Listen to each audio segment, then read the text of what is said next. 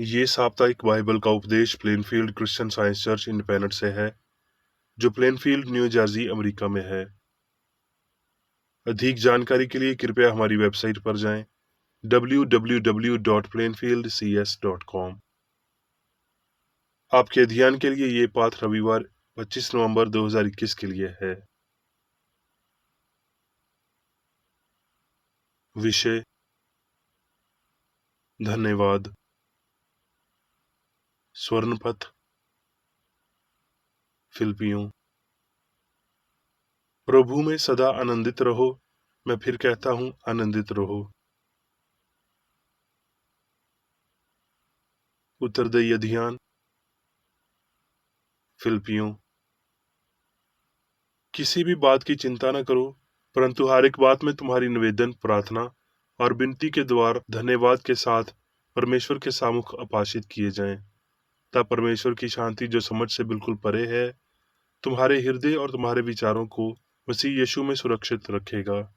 निंदा, हे भाइयों, जो बातें सत्य हैं और जो बातें आदरणीय हैं और जो बातें उचित हैं और जो बातें पवित्र हैं और जो बातें सुहानी हैं और जो बातें मन भावनी हैं, निंदा, जो बातें सदागुण और प्रशंसा की बातें हैं, उन्हीं पर ध्यान लगाया करो। मैं प्रभु में बहुत आनंदित हूँ। ये नहीं कि मैं अपनी घाटी के कारण ये सब कहता हूँ, क्योंकि मैंने ये सीखा है कि जिस दिशा में हूँ उसी में संतुष्ट रहूं। जो मुझे सामर्थ्य देता है, उसमें मैं सब कुछ कर सकता हूँ। पाठ उपदेश बाइबल में से भजन संहिता। यहोवा मेरा भाग और मेरे कटोरे का हिस्सा है, मेरी बात को तू स्थिर रखता है। मेरे लिए माप की दूर मन भावने स्थान में पड़ी और मेरा भाग मन भावना है। मैंने यहोवा को निरंतर अपने सामुख रखा है, इसलिए कि वो मेरे दाहिने हाथ रहता है कि मैं कभी न डगमगाऊंगा। इस कारण मेरा हृदय आनंदित और मेरी आत्मा मगन हुई, मेरा शरीर भी चैन से रहेगा। तू मुझे जीवन का रास्ता दिखाएगा, तेरे दाहिने हाथ में सुख सर्वदा बना रहता है। यशाया। इसलिए जो मैं उत्पन्न करने पर हूँ, उसके कारण तुम हर्षित रहो और सदा सर्वमगन रहो, क्योंकि देखो मैं यरूशलेम को मगन और उसकी प्रजा को आनंदित बनाऊंगा। मैं आप यरूशलेम के कारण मगन और अपनी प्रजा के हाथों हर्षित रहूंगा। उसमें फिर रोने या चिल्लाने का शब्द ना सुनाई पड़ेगा। उनका परिश्रम व्यर्थ ना होगा, ना उनके बालक घबराहट के लिए उत्पन्न होंगे, क्योंकि वो याकूब के धन्य लोगों का वंश ठहरेंगे और उनके बाल बच्चे उनसे अलग ना होंगे। उनके पुकारने से पहले ही मैं उनको उत्तर दूंगा और उनके मांगते ही मैं उनकी सुन लूंगा। प्रेरितों के काम। एक दासी मिली जिसमें भावी कहने वाली आत्मा थी, और वो भावी कहने से अपने स्वामियों के लिए बहुत कुछ कमा लाती थी। वो पौलुस और हमारे पीछे आई और बहुत दिन तक ऐसा ही करती रही, परंतु पौलुस दुखित हुआ और मुंह फेंकर उस आत्मा से कहा, मैं तुम्हें यीशु मसीह के नाम से आज्ञा देता हूँ कि उसमें से निकल जाओ। और वो उसी घड़ी निकल गई।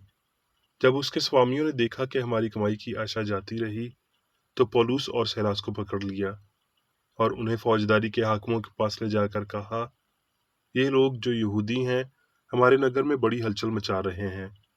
और हाकिमों ने उनके कपड़े फाड़कर उतार डाले और उन्हें बीनत मारने की आज्ञा दी और बहुत बीनत लगवाकर उन्हें बंदीगृह में डाल दिया और दरोगा को आज्ञा दी कि उन्हें चौकसी से रखे। आधी रात के लगभग पौलुस और सीलास प्रार्थना करते हुए परमेश्वर के भजन गा रहे थे और बंधुई उनकी सुन रहे थे। और इतने में एकाएक भूविडोल हुआ, यहाँ तक कि बंदीगृह की नींव हिल गई और तुरंत सब द्वार खुल गए और सब के बंधन खुल पड़े। और दरोगा जाग उठा और बंदीगृह के द्वार खुले देखकर समझा कि बंधुए भाग गए। सो उसने तलवार खींचकर अपने आप को मार डालना चाहा, परंतु पौलुस ने ऊंचे शब्द से पुकार कर कहा, अपने आप को कुछ हानि न पहुंचा, क्योंकि हम सब यहाँ हैं। तब वो दिया मंगवाकर भीतर लपक गया और कांपता हुआ पौलुस और सीलास के आगे गिरा और उन्हें बाहर लाकर कहा, हे साहिबो, उद्धार पाने के लिए मैं क्या करूं? उन्होंने कहा, प्रभु यीशु मसीह पर विश्वास कर, तो तू और तेरा घराना उद्धार पाएगा। और उन्होंने उसको और उसके सारे घर के लोगों को प्रभु का वचन सुनाया, और उसने अपने सब लोगों समेत तुरंत बपतिस्मा लिया और सारे घराने समेत परमेश्वर पर विश्वास करके आनंद किया। थिस्सलुनीकियों। इसलिए हम औरों के नियन सोते न रहें, पर जागते और सावधान रहें। सदा आनंदित रहो, निरंतर प्रार्थना में लगे रहो, हर बात में धन्यवाद करो, क्योंकि तुम्हारे लिए मसीह यीशु में परमेश्वर की यही इच्छा है। सब बातों को परखो, जो अच्छी है उसे पकड़े रहो। हमारे प्रभु यीशु मसीह का अनुग्रह तुम पर होता रहे। आमीन। अब मैं मेरी बेकर द्वारा क्रिश्चियन साइंस की किताब विज्ञान और स्वस्थ शास्त्रों की कुंजी के साथ के साहस संबंधी अंश पढ़ूंगा। विज्ञान और स्वस्थ। मसीही गुप्त सौंदर्य और आनंद में आनंदित होते हैं, जो दुनिया से छिपे हैं, लेकिन भगवान उन्हें जानता है। आत्मविस्मृति, पवित्रता और स्नेह निरंतर प्रार्थना है।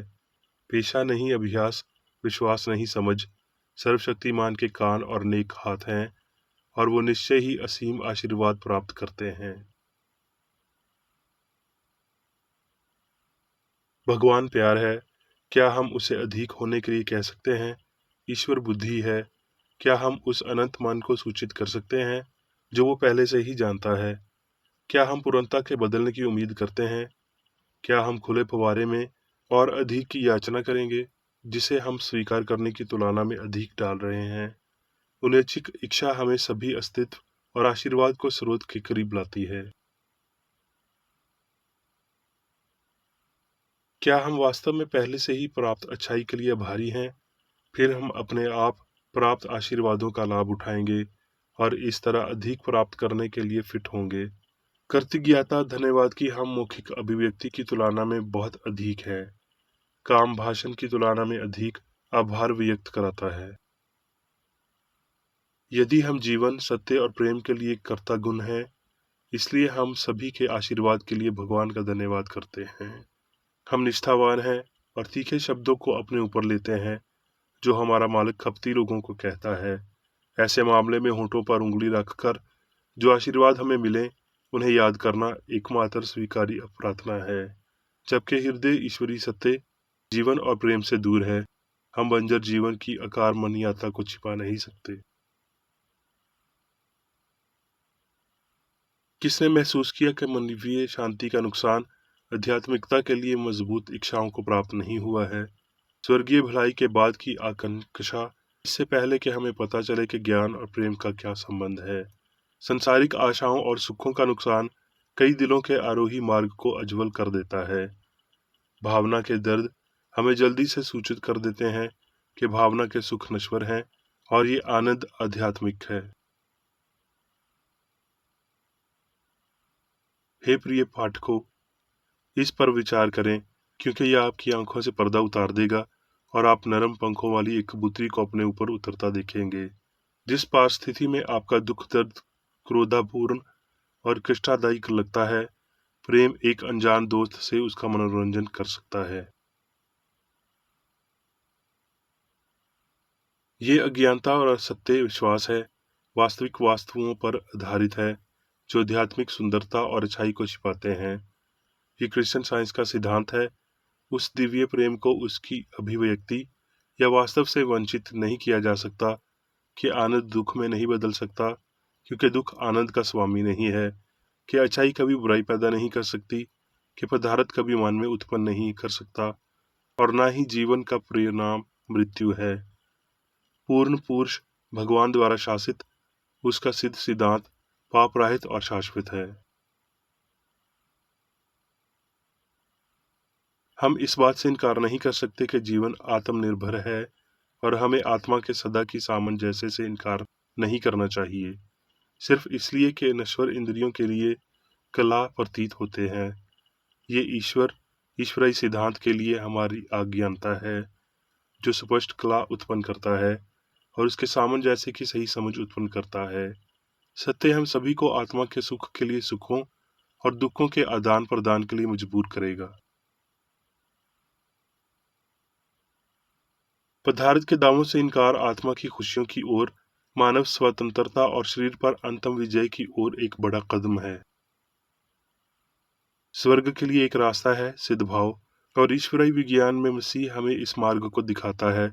कोई और वास्तविकता नहीं है अच्छे ईश्वर और उसके प्रतिबिंब को जानने और इंद्रियों के दुख और सुख से श्रेष्ठ होने के अलावा जीवन की कोई अन्य चेतना नहीं है। हमें सबसे अधिक जरूरत है अनुग्रह में वृद्धि, धीरे, नम्रता, प्रेम और अच्छे कार्यों में व्यक्त की गई इच्छा की प्रार्थना करने की।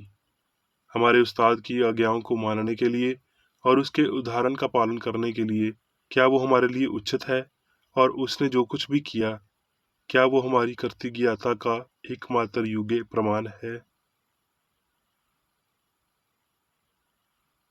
जब हम ईश्वरीय प्रकृति को समझ लेते हैं और उसी रूप से प्रेम करते हैं, तो हम उस अनुपात को स्वीकार करेंगे और उसका पालन करेंगे, जो कि नगर अपालका से अधिक नहीं बल्कि हमारे ईश्वर के सानिध्य में आनंदित होगा।